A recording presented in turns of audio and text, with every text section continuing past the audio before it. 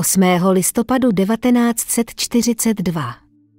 Okraj vesnice Krasný Bor, jihozápadně od Leningradu. Vzduch je těžký jako mokré plátno. Mlha se drží nízko nad zamrzlou půdou a vítr unáší vůni spáleného dřeva a kovu. Ticho je znepokojivé, válečné ticho, které trvá jen do okamžiku, než ho prolomí výstřel, rozkaz nebo výkřik. Ale dnes, právě teď, je jen syrový chlad a zvuk vlastního srdce. Německá 121. pěší divize se tiše přesouvá borovým lesem, pušky Mauser přes rameno, přikrčení pod tíhou přibývající nervozity. Nadporučík Klaus Rainer jde v čele první čety, sleduje cestu a v hlavě si opakuje mapu. Příliš klid. Příliš tiché. Až nepřirozené. Vojáci si mezi sebou šeptají, ale jen to nejnutnější. Jejich krok je tlumen sněhem. Panzergrenadír Weber, nervózní mladík z Hamburku, se několikrát otočí přes rameno.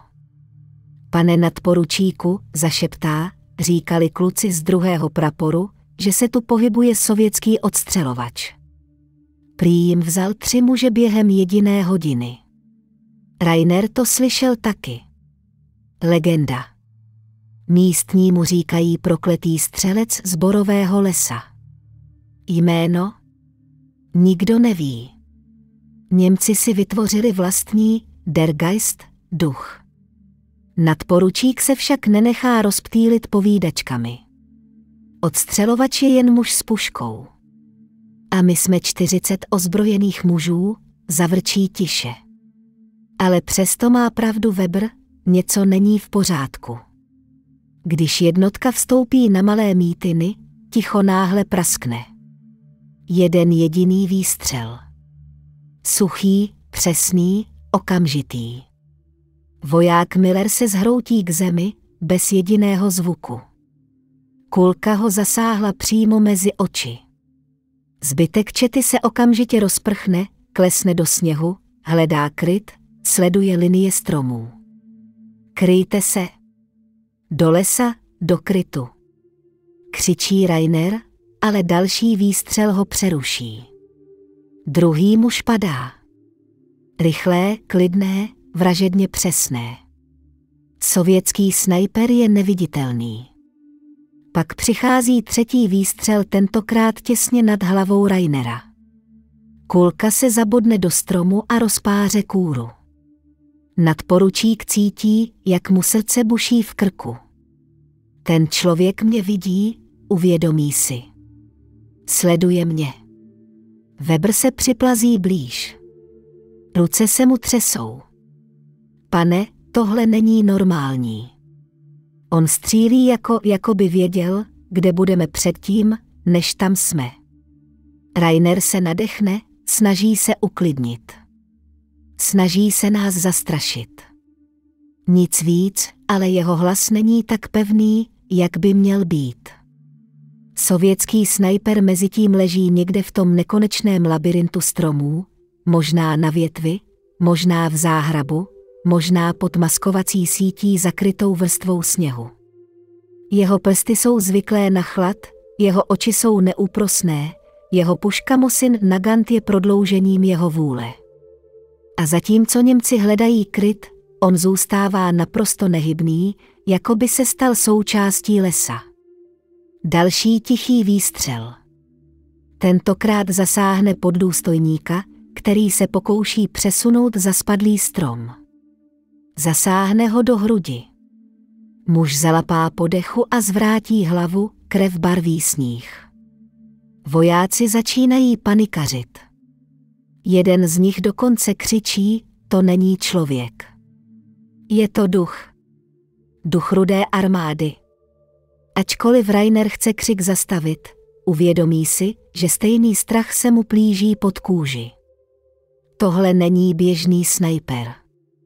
Tenhle má trpělivost, přesnost a něco navíc, něco, co přináší děs. Němci vypálí dávky do stromů, do stínů, do všeho, co se zdá podezřelé, ale kulky se jen odrážejí od kmene jednoho starého smrku. A pak přichází další moment. Ze sněhu se zvedne tenký závoj páry. Vedle Rainera dopadne do sněhu prázdná nábojnice, kterou odstřelovač zřejmě nechtěně odrazil kulkou. Jako vzkaz. Jako podpis. Sověti by řekli metka, značka. Rainer poprvé skutečně pocítí, že je loven. Musíme se stáhnout, procedí skrz zuby.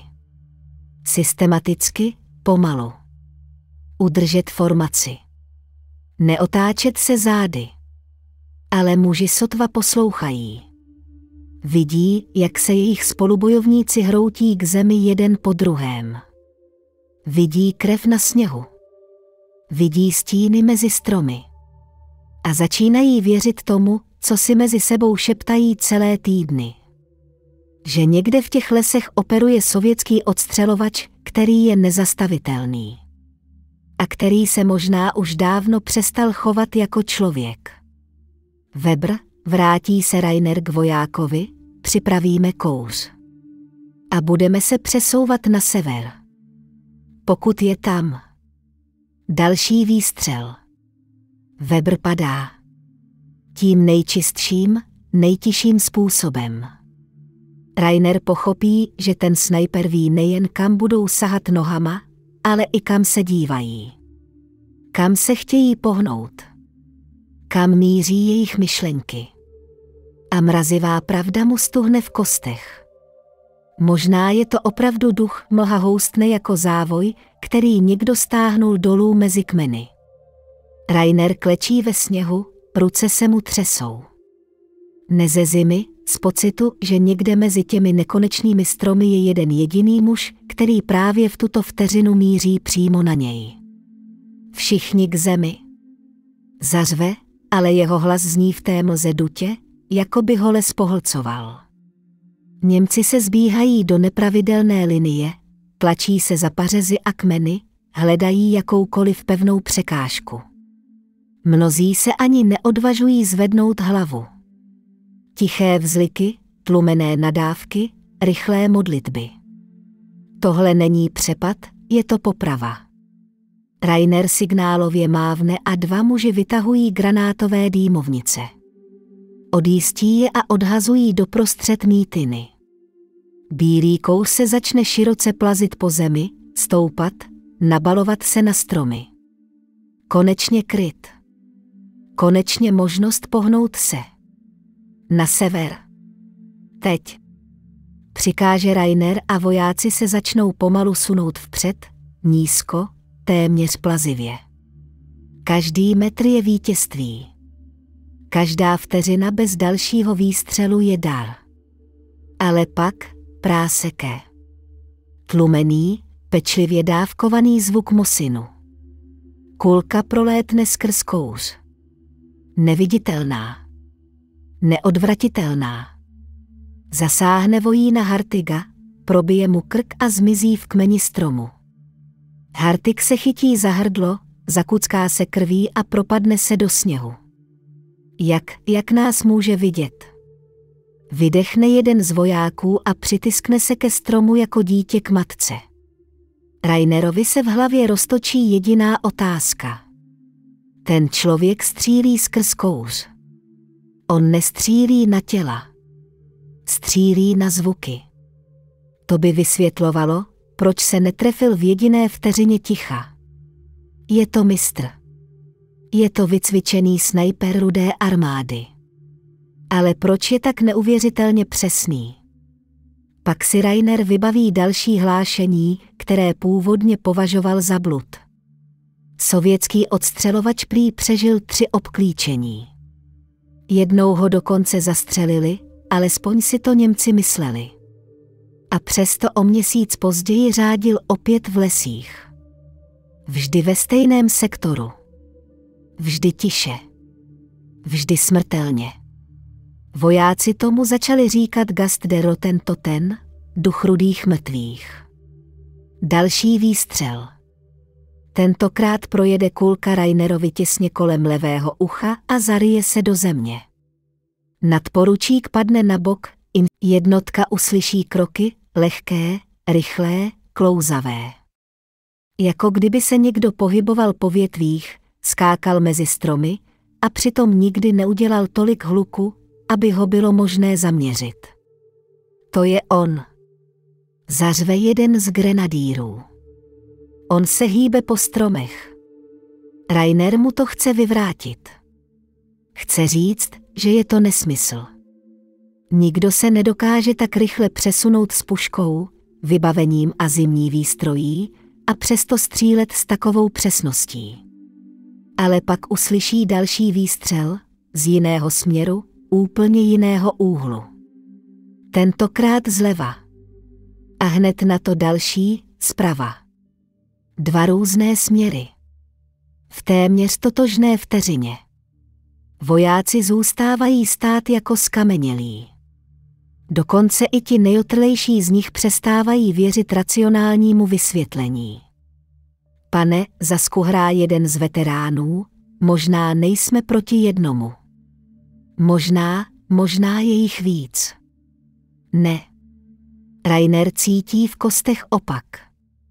Tohle není smečka. Tohle není skupina ze školky odstřelovačů. Tohle je jeden muž. Jeden dokonale maskovaný, geniální snajper, který zná každý kopec, každou větev, každý kořen v tom prokletém lese. A právě teď vede svůj vlastní hon. Rainer ví, že pokud okamžitě nenajdou cestu ven, celá rota skončí jako Hartig, Weber a ti před nimi. Do linie. Zařve. Široce. Nebýt u sebe. On loví hloučky. Ale v té mlze, v tom pekelném tichu a strachu, je disciplína to první, co se rozpadne. A někde tam, vysoko ve stromech, muž s puškou lehce vydechne, přiloží oko k zaměřovači a čeká. Protože ví, že ti dole přestanou být vojáci, začnou být kořistí, les se zúží do dlouhého pruhu borovic. Jako kdyby tam příroda vytvořila jediný možný koridor, přesně ten, kterým se Němci musí dát, pokud chtějí uniknout na sever. Rainer to pochopí jako první. Ten bastard nás žene tam, kde nás chce mít. Nepůjdeme přímo. Rozhodne a mávne 3 mužům, aby se přesunuli vlevo do hustšího porostu. Ale sotva vykročí, ozve se další výstřel. Jeden z trojice se zhroutí. Druhý stihne 2 kroky. Třetí padne tváří do sněhu. 3 výstřely. 3 údery.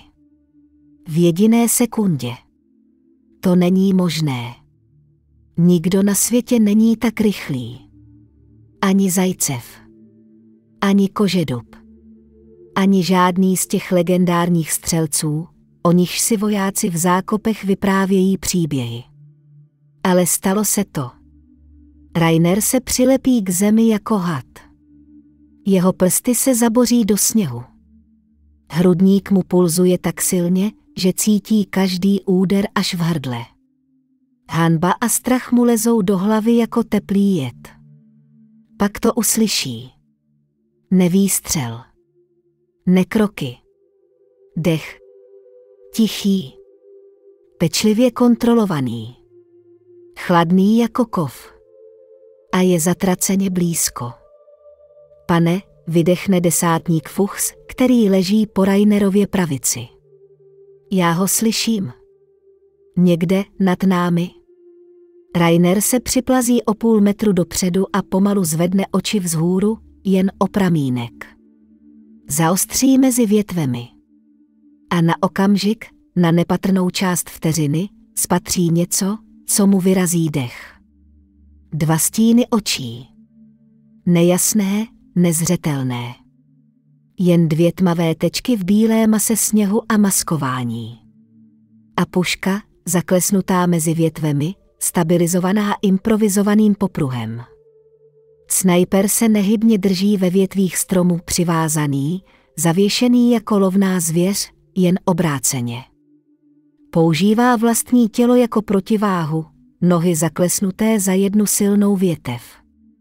A hlaveň směřuje přesně na ně. Kolik hodin tam takhle mohl být? Možná celý den. Možná 2. Sověti jsou známí tím, že dokážou zůstat v záhrabu i 48 hodin bez hnutí. Ale tohle nebyl obyčejný záhrab. Tohle byl strom. Zimní, studený, nevlídný. A ten muž tam přesto visel, jako by byl součástí přírody. Připravte granát. Sykne Rainer tiše k Fuchsovi. Desátník jeho pohled zachytí, přikývne a pomalu sahá po výbušnině. Ruce se mu třesou. Závlačka lehce zachrastí. A právě v tom okamžiku jen v tom nepatrném zvuku kovu okov se sniperův zaměřovač přesune. Plynule. Jako kdyby čekal právě na ten pohyb. Rainer vidí, jak se hlaveň stočí o několik centimetrů. Zaměří Fuchse. Ne. Vykřikne Rainer a vrhne se stranou. Výstřel prorazí vzduch. Kulka roztrhne Fuchsovi tvář přesně tam, kde držel závlačku mezi zuby. Granát vypadne do sněhu. A začne syčet. Kryjte se.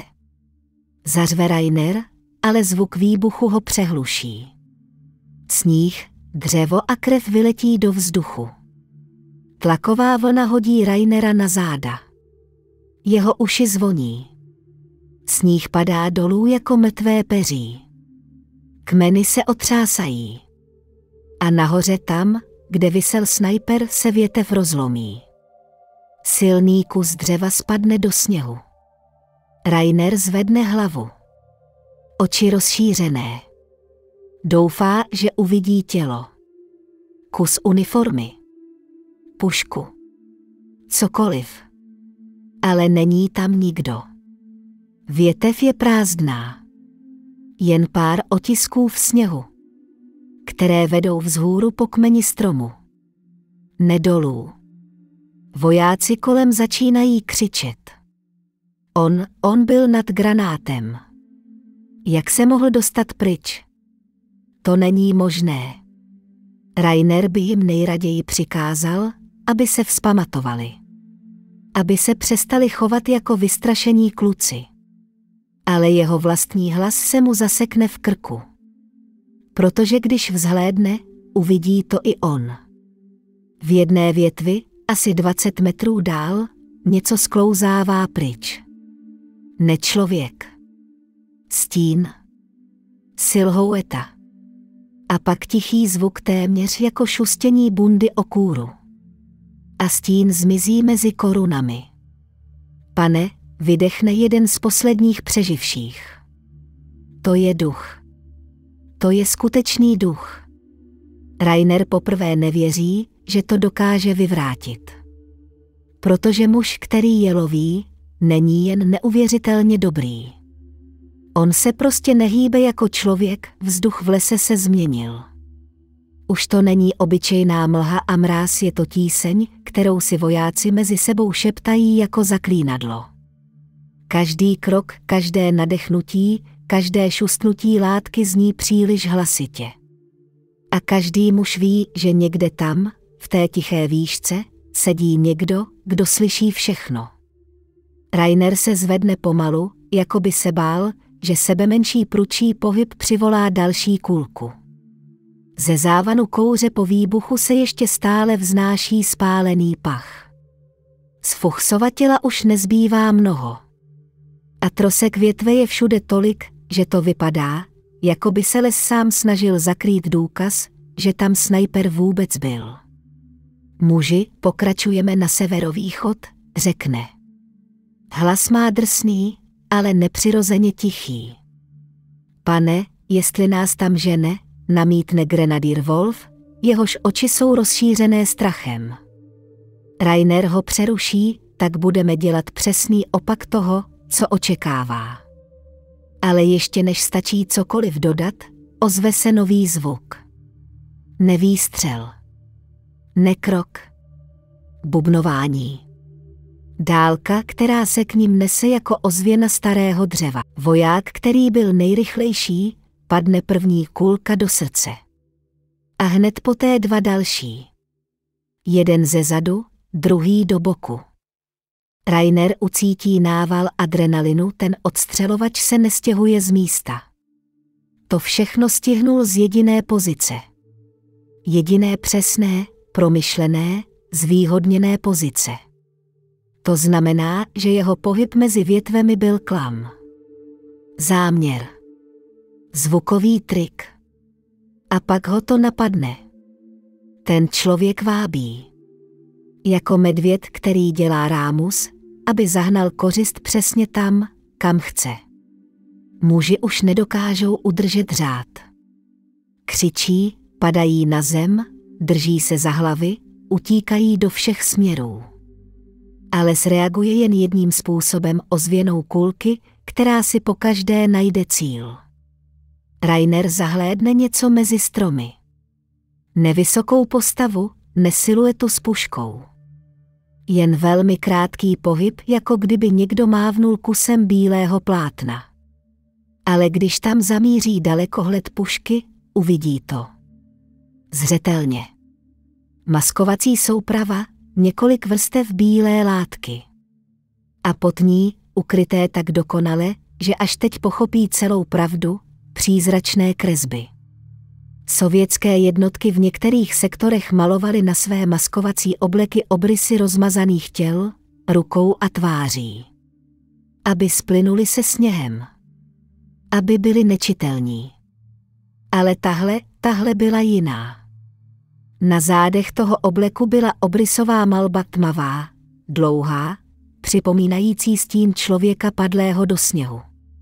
Když se nositel šoulil nebo přitiskl k větvi, zdálo se, jako by tam leželo tělo. To je trik, zašeptá Rainer. On vytváří dvojníky. Maskovací forma, která mate oči nepřítele. Něco, o čem se mluvilo jen v sovětských manuálech. Něco mezi mýtem a legendou. Něco, co Němci považovali za pověru. A ten muž v těch větvích, ten zatracený duch, ji zvládl k dokonalosti. Pane, zavolá jeden ze 3 zbývajících vojáků. Potřebujeme se stáhnout. Na jih. Tam, odkud jsme přišli. Ne, Rainer cítí, jak mu v hlavě dál běží studená, přesná logika. Tam nám dá kulku do zad. Tudy ne. Tak kam? Rainer vzhlédne. Ramena mu stuhnou. Protože ve výši asi 30 metrů se mezi větvemi na okamžik objeví stín. Ne tvář. Jen stín. A pak vydechnutí. Krátké. Studené. Soustředěné. Snajper právě mění pozici. A Rainer poprvé pochopí, že tohle není obyčejný voják. Ten muž přežil obklíčení, výbuch, pád ze stromu i několikahodinové čekání v mrazu. To je víc než trénink. To je posedlost. Nebo pomsta. Nebo legenda, která se narodila ze smrti všech, co si mysleli, že ho dostali. Budeme ho muset najít, řekne Rainer tiše. A zastavit. Zbývající 3 muži na něj pohlédnou, jako by se zbláznil. Ale Rainer ví své. A ví, že tuhle přestřelku už nelze vyhrát útěkem. Snajper je bude pronásledovat. A zabije je jednoho po druhém. Pokud chtějí přežít, budou muset vystoupat. Tam, kde vládne on. Tam, kde člověk už není člověk, les kolem nich je tichý. Až příliš. Jakoby všichni ptáci, všechna zvěř, vše živé vědělo, že se blíží konec. Rainer pomalu obchází mohutný smrk, jehož větve se zvedají vysoko nad zem. Dřevo je chladné, pokryté čerstvým sněhem. Nahoru, řekne prostě. Vojáci na něj zírají, jako by se zbláznil. Ale něco v jeho tváři jim říká, že to není šílenství. Že je to nutnost. První se zvedá Wolf. Leze pomalu, prsty se mu boří do prastaré kůry. Za ním další muž. Rainer jako třetí. Jejich zbraně visí na řemenech, kymácejí se mezi větvemi. Strom se pod jejich vahou tiše třese. Každý ušlápnutý kousek sněhu, každý praskající výstupek kůry jim připadá jako výkřik do ticha. A pak zase ten zvuk. Nahoře. O několik desítek metrů výš. Tiché přesunutí. Pomalé, klidné nadechnutí. A drobný sesuv sněhu z větve. On je tam. Rainer kývne na Wolfa. Ten pokračuje výš, žebřík větví se mění v souboj s výškou, chladem a strachem. Najednou se Wolf zastaví. Stuhne. A z jeho úst uteče jedno jediné, mrazivé. Pane, vidím ho. Rainer vyšplhá ještě o metr víc a nakoukne skrz spleť větví. A pak ho spatří. Sovětský snajper je opřený o větev, jako by tam seděl celou věčnost. Jeho maskování je přimrzlé k větvím. Jeho obličej je skrytý pod vrstvou bílé látky. A jeho ruce, které zabily tolik mužů, jsou klidně opřené o pažbu Mosinu. Ale kulka z granátu ho přece jen zasáhla. Rainer si všimne zaschlých stop krve na jeho pravé ruce. A přesto tam sedí nehnutě, jako by bolest ani nevnímal. Snajper pootočí hlavu. Pomalý pohyb, téměř ospalý. Jeho oko, jediné, viditelné skrz otvor, se zaměří na Wolfa. Na mírně otřeseného, držícího se větve jako života. Rainer ví, co bude následovat. Viděl to už 5krát. Jeden výstřel. Jedna oběť. Ne. Zařve Rainer a vrhne se mezi větve. Zbraň sovětského snipera se pohne, plynule, dokonale. Ale než stihne vystřelit, Rainer se odrazí nohama a prudce do něj narazí. 2 muži. 1 větev. A desítky metrů prázdna pod nimi. Všechno kolem se rozvibruje. Větve praskají. Zbraně padají do hloubky. Rainer cítí, jak se mu něco zařezává do ruky, látka, provaz, kus maskování. Snajper s ním zápasí, ale je slabší, než vypadal. Krev mu stěžkla paži. Úder z granátu přece jen vykonal své. Nadporučík do něj strčí ještě jednou. A pak snajper se zřítí. Padá tiše, téměř poklidně. Jeho bílá maskovací souprava se v letu stáčí, jako by padal přízrak. Dopadne do sněhu s tupým zvukem. Bez výkřiku. Bez odporu. Wolf a zbytek přeživších se seběhnou k tělu. Rainer opatrně sleze dolů, sotva cítí vlastní nohy. Když konečně stanou nad mrtvým sniperem, všichni se dívají v tichém děsu. Nikdo z nich nevěří, že tohle je skutečný konec. Rainer sáhne po masce a stáhne ji. Tvář, kterou uvidí, není tváří démona. Ani tváří nadlidského ducha. Je to mladý muž. Možná 20letý. Tváře vychrtlé, oči unavené, pokožka stvrdlá zimou a věčností skrývání. Voják, který dokázal jedním jediným tělem zastavit celou údernou rotu. Wolf se zachvěje. Tohle nás lovilo. Rainer přikývne. Neduch. Nelegenda. Jen muž, který odmítl zemřít. Chvíli stojí v tichu. A pak, z úplně jiného směru, zpoza stromů, se ozve prasknutí větve. Všichni stuhnou. Na několik vteřin se jejich srdce zastaví. Myšlenka je jediná, byl jen jeden.